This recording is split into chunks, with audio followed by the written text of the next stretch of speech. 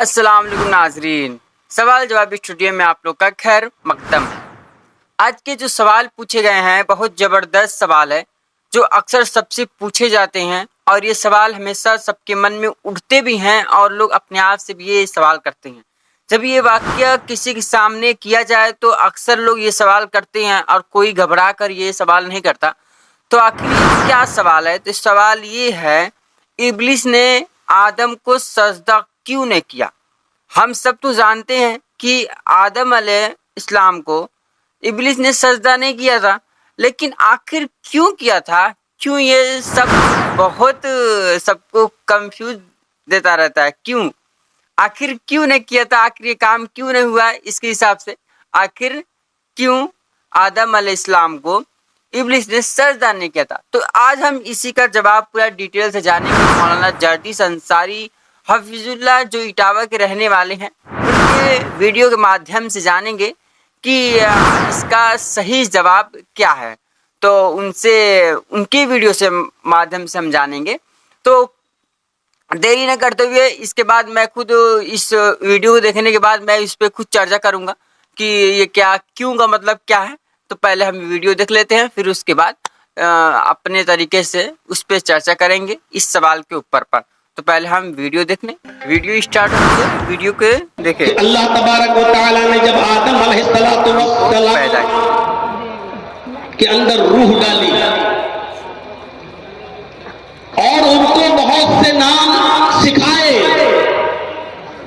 ان کی عظمت اور ان کے مقام کو بلند رکھنے کے لیے اللہ تبارک و تعالی نے فرشتوں کو حکم دیا، سجدہ کرو، اسجدوا لآدم، آدم کو سجدہ کرو۔ اے فرشتوں تم آدم کو سجدہ فرشتوں کو کرو۔ حکم دیا اللہ تعالیٰ نے۔ قرآن کہتا ہے فسجدوا الا ابلیس ابا واستکبر وکان من الکافرین۔ سارے فرشتوں کو اللہ نے حکم دیا سجدہ کرو، اور سب نے کر بھی لیا۔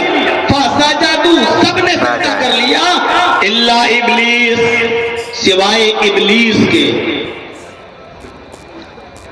اس نے سجدہ نہیں کیا۔ اور سجدہ کیوں نہیں کیا اس کی بھی وضاحت اللہ رب العالمین نے کر دی۔ انکار کیا، ابا، منکر ہوا، نہیں کریں گے سجدہ۔ کیوں نہیں کیا؟ واستکبر، بولا نہیں تکبر، غرور آ گیا اس کے اندر، وکان من الکافرین، اور وہ کافروں میں سے ہو گیا۔ غرور کیا آ گیا؟ قرآن نے اس کی بھی وضاحت کی۔ اور غرور کیا تھا اس کے اندر؟ اے اللہ، میں آدم کو سجدہ کروں گا، میں ان کو جس کو تو نے مٹی سے پیدا کیا میں اس کے سامنے سجدہ کروں گا۔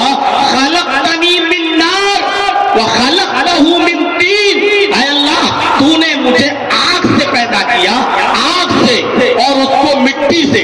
تکبر دیکھیے یہیں سے آیا، کیا کہا؟ تو نے مجھے مٹی آگ سے پیدا کیا اور آدم کو مٹی سے پیدا کیا، کیا آگ مٹی کو سجدہ کرے گی؟ کیا آگ مٹی کے سامنے جھکے گی؟ ابا، انکار کر دیا، نہیں کریں گے۔ واستکبر، یہی تکبر تھا اس کے اندر کہ آگ مٹی کے سامنے کیسے جھک سکتی ہے۔ وکان من الکافرین، اور وہ کافروں میں سے ہو گیا۔ میرے بھائیوں غور کرو، آدم علیہ السلام کو اللہ نے پیدا کیا، پھر روح ڈالی، روح ڈالنے کے بعد ان کو بہت سے نام سکھلائے، نام سکھلانے کے بعد ان کی عظمت کو برقرار رکھنے کے لیے فرشتوں سے کہا کہ تم آدم کو سجدہ کرو۔ یہ اللہ رب العالمین کا محدود حکم تھا اور محدود وقت کے لیے تھا۔ اس سے یہ دلیل نہیں نکالی جا سکتی ہے کہ دیکھو اللہ نے خود حکم دیا کہ آدم کو سجدہ کرو، لہذا اس سے یہ دلیل نکلتی ہے کہ بندوں کو بھی سجدہ کیا جا سکتا ہے۔ میرے بھائیوں، اللہ رب العالمین کا جو حکم جس وقت تھا، اس وقت تمام فرشتوں کے لیے وہ چیز عبادت تھی، اور اللہ کا حکم ماننا ضروری تھا۔ سب نے مانا بھی، لیکن ابلیس نے انکار کر دیا اور کہا کہ میں سجدہ نہیں کروں گا، کیونکہ میں آگ سے پیدا ہوا ہوں اور آگ مٹی کے کے سامنے نہیں جھکے گی اور وہ کافروں میں سے ہو گیا. اللہ رب العالمین نے بھی ابلیس کو راندہ درگاہ کر دیا اور نکال دیا. ایک بات یاد رکھیے گا، ابلیس نے صرف آدم کو سجدہ ہی تو نہیں کیا، بقیہ کس چیز کی کمی تھی؟ غور کریے گا، کیا وہ عبادت نہیں کرتا تھا؟ کیا وہ شرک کرتا تھا؟ کیا وہ اللہ کی ذات اور صفات میں کسی کو شریک کرتا تھا؟ نہیں کرتا تھا. ابلیس کو یہ بھی انکار نہیں تھا، وہ اللہ کو سجدہ بھی کرتا تھا اور اللہ کے سامنے سجدہ کرنے کا انکاری بھی نہیں تھا. اور عبادتیں تو اتنی کرتا تھا کہ تفسیر ابن کثیر اٹھا کر دیکھیں، 4 انگلی کے برابر بھی الا موضع 4 اصابع، 4 انگلی کے برابر بھی کوئی جگہ ایسی خالی نہیں جہاں شیطان نے سر نہ رکھا ہو سجدے میں، جہاں اس نے سر نہ جھکایا ہو اللہ کے سامنے سجدہ کرتے ہوئے. ہم اور آپ کیا عبادت کریں گے اللہ رب العالمین کی؟ ہم اور آپ کیا سجدے کریں گے اللہ رب العالمین کے سامنے؟ اتنے سجدے تھے ابلیس کے، اتنا وہ سجدہ کرتا تھا کہ ما فیہا موضع 4 اصابع، کوئی 4 انگلی کے برابر بھی کوئی جگہ ایسی خالی نہیں کہ جہاں اس نے سر نہ جھکایا ہو، سجدہ نہ کیا ہو عبادت. لیکن اس کے باوجود اس کو نکال دیا. اللہ نے کہ اب تیری ضرورت نہیں، راندہ درگاہ کر دیا. اے بڑے بڑے حاجیوں، نمازیوں، ساہوکاروں، چودھریوں، تہجد گزاروں، بڑی بڑی لمبی داڑیاں رکھ کر فجر کی نماز جماعت کے ساتھ پڑھنے والوں، لیکن اپنے بھائیوں کا حق مار کے کھا جانے والوں، ان پر ظلم کرنے والوں، شادیوں میں اپنی بیٹی کو 8-10 لاکھ کا جہیز دے کر، فارچونر 4 ویلر دے کر پوری وراثت سے اپنی بیٹی اور اپنی بہن کا حق مار کر کھا جانے والوں، غور کرو، عبادت میں شیطان بھی پیچھے نہیں تھا. اس نے اتنے سجدے کیے اس زمین کے اوپر کہ اس کے سجدوں کا احاطہ نہیں کر سکتے ہو. اس نے اللہ کے ساتھ کسی کو شریک نہیں کیا تھا، اس نے اللہ کی عبادت میں کوئی کمی نہیں رکھی تھی، اور وہ شیطان اللہ کے سامنے سجدہ کرنے کا انکاری بھی نہیں تھا. لیکن اس نے آدم کو سجدہ نہیں کیا، اللہ کا ایک حکم نہیں مانا، صرف ایک حکم اور نکال دیا گیا.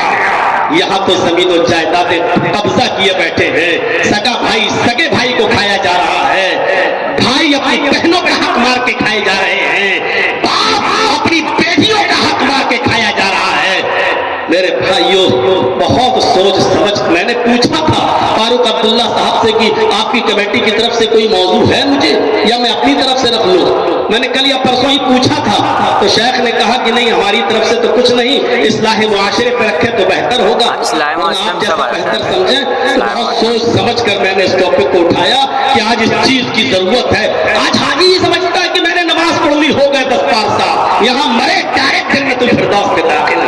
یہاں جو آدمی بیچارہ جس کی فجر کی نماز کبھی جماعت سے نہیں چھوٹتی، وہ سمجھتا ہے کہ ہم مرے اور سیدھے جنت کے اندر ہم داخل ہو جائیں گے. ہم تو ماشاءاللہ تہجد گزار ہیں، فجر کی نمازیں پڑھتے ہیں.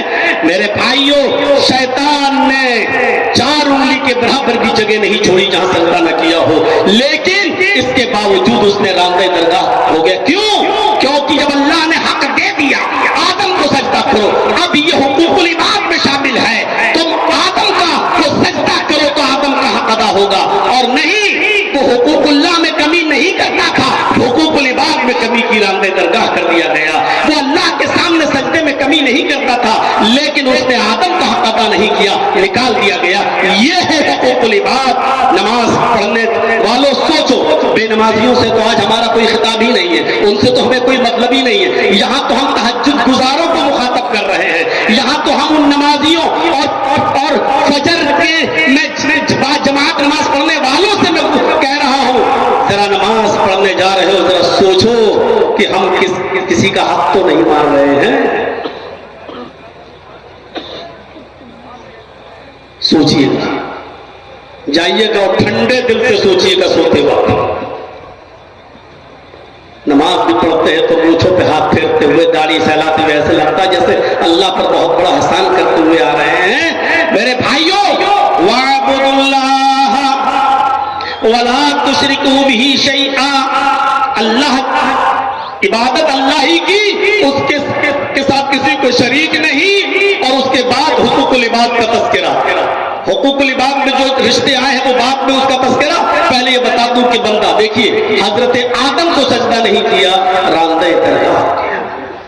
आपको याद होगा, बुखारी शरीफ पढ़िए, किताब बदिल वही उठाइए, पहला ही वो हदीस, इन्नमल अमालु बिन्नियात के बाद आप जब किताब बदिल वही पढ़ेंगे तो पहली हदीस में लंबी हदीस आपको मिलेगी। नबी अकरम सल्लल्लाहु अलैहि वसल्लम कई दिन का खाना ले जाया करते थे, गारे हिरा के अंदर अल्लाह की इबादत में मसरूफ रहा करते थे कि एक दिन जिब्रील अमीन आए। तो आप लोगों ने सुना वीडियो को, वीडियो सुनने के बाद ये पता चल रहा है कि इसमें एक सवाल नहीं है, कई सवाल इसमें उठे जा रहे हैं। कई अगर कोई बहन नहीं, कोई अगर भाई अपने बहन का हक मार कर खाया है तो उसका क्या असर होगा वो भी बताए हैं। अगर कोई बाप अपने बेटी का हक मार कर बैठा हुआ है, अल्लाह मौलाना जर्दी इस पे सवाल उठाए हैं। तो सवाल हमारा सिर्फ ये है कि आदम अलैहिस्सलाम को आदम अलैहिस्सलाम को सजदा इब्लिस ने क्यों नहीं किया था। तो आपने तकरीर में सुना तकब्बुर सुना, इसका जवाब ही तकब्बुर है। तकब्बुर में आकर उसने सजदा नहीं किया। आखिर तकब्बुर क्या होता है? अपने आप को घमंड करना, अपने आप को अगर जो हमारे सामने जो खड़ा है उससे ऊंचा दिखाना, उससे ज्यादा अपने आप को अहमियत देना, ये हो गया तकब्बुर। कि अगर उसके पास, जैसे हमारे पास दौलत है, माल है, और उसके पास कुछ भी नहीं है, वो गरीब है, मान लो कि वो गरीब है, तो वो गरीब है तो हम ऊंचे हैं, वो तो नीचा है, हम ऊंचे हैं। लोग का मानना यही होगा तकब्बुर।